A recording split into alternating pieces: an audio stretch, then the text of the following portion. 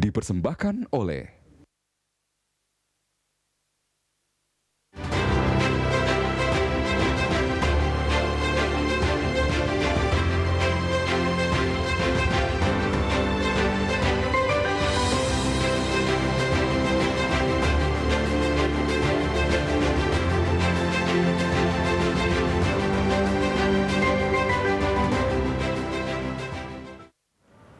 Kembali bersama kami dalam Lunch Talk dan kita masih bersama dengan Pak Febrian Rudiort, Direktur Jenderal Kerjasama Multilateral Kementerian Luar Negeri Republik Indonesia.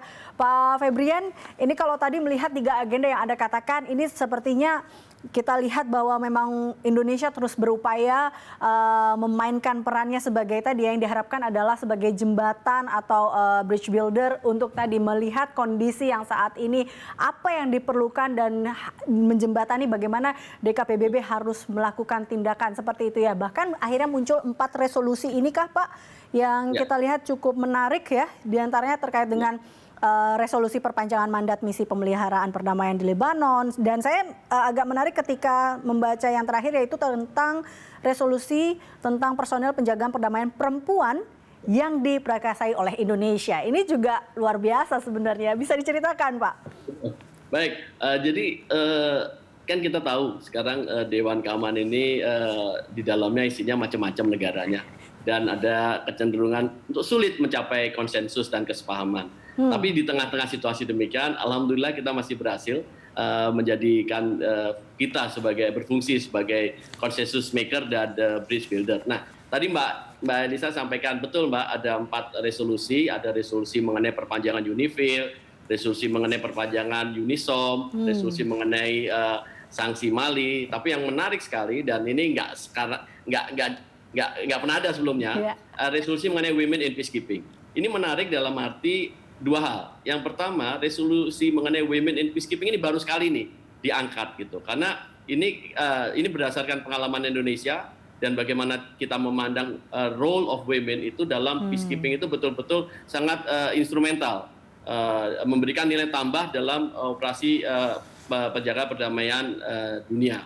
Nah, resolusi yang pertama yang kita bukan saja pertama dalam isu, tapi kalau lihat catatan kita selama di Dewan Keamanan, Mbak Elsa, ini juga baru resolusi pertama yang diinisiasi completely oleh Indonesia secara sendirian. Wow. Ya, jadi kita memulai proses ini dan ini membuat sejarah diplomasi di bawah Bu Menlu nih sebetulnya. Kita membuat satu resolusi di Dewan Keamanan. Kita udah 4 kali, tapi di catatan saya kita baru sekali ini menginisiasi suatu resolusi yang completely berasal dari inisiatif kita. Alhamdulillah kita bisa meyakinkan, tapi kerjanya bukan belakangan memang. Sudah 3 bulan yang lalu sudah mulai kita koordinasi, kita konsultasi, kita minta masukan, cukup panjang. Nah kemudian alhamdulillah ini bisa didukung oleh 97 negara. Nah yang menarik lagi, 97 negara di dalamnya termasuk 15 atau ke seluruh negara anggota DK sama mendukung. Nah ini juga jarang terjadi sehingga kemudian resolusi ini disebut presidential text karena tidak ada sama sekali negara yang keberatan dan masing-masing semua menjadi co-sponsor. Nah, ini satu bonus juga buat kita dan saya cukup bangga dengan rekan-rekan kita baik tim di Jakarta maupun di New York yang bisa menghasilkan ini dan ini menunjukkan bahwa masih ada namanya kesamaan pandang di Dewan Keamanan. Asalkan kita bisa betul-betul bertindak sebagai consensus maker dan bridge builder. Dan saya rasa ini adalah kekuatan Indonesia yang memiliki karakteristik politik luar negerinya adalah politik luar negeri yang berprinsip. Dan kita merupakan negara yang mampu memiliki komunikasi yang baik kepada semua anggota DK, tidak hanya DK, tapi bahkan juga di luar Dewan Keamanan. Ini kira-kira yang menarik sebenarnya yang paling kita bisa simak Mbak Elisa.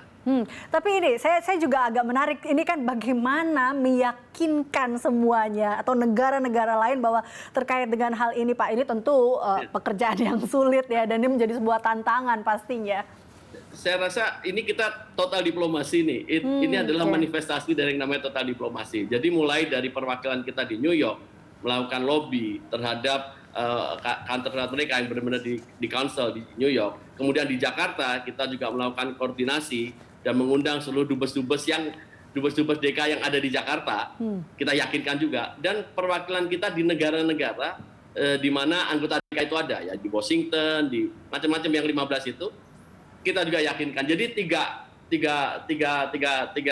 ujung tombak. Ya. Jadi tidak hanya satu, nah tiga ujung tombak berjalan bersama dan kemudian pada tingkat Bu Menlu pun melakukan pendekatan dan konsultasi dengan counterpart beliau. Jadi memang luar biasa dan takes time 3 bulan. Memang terakhirnya kebetulan alhamdulillah ini diadopsi pada saat presidensi kita dan juga sebagai kado bagi ulang tahun kemerdekaan kita yang ke-75. I think it's quite an achievement ya menurut saya. Iya, ini walaupun takes time tapi berbuah manis ya Pak, bisa dikatakan seperti itu ya.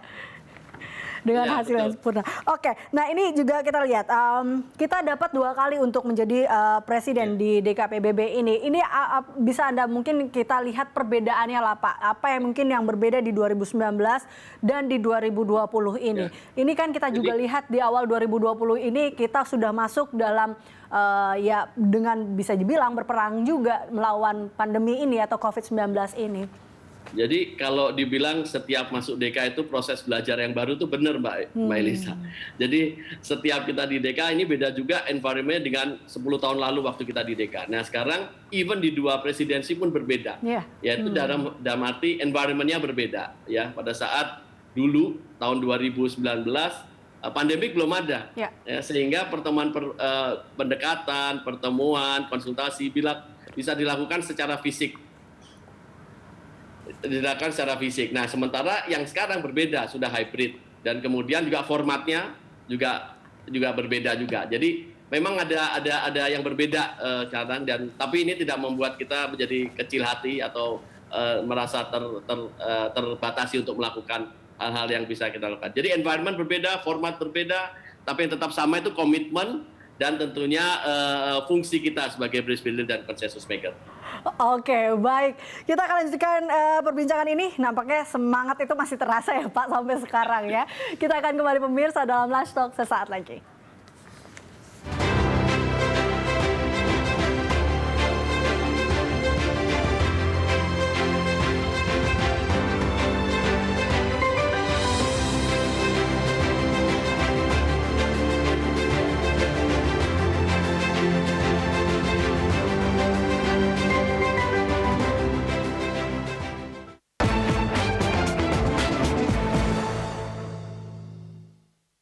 Dipersembahkan oleh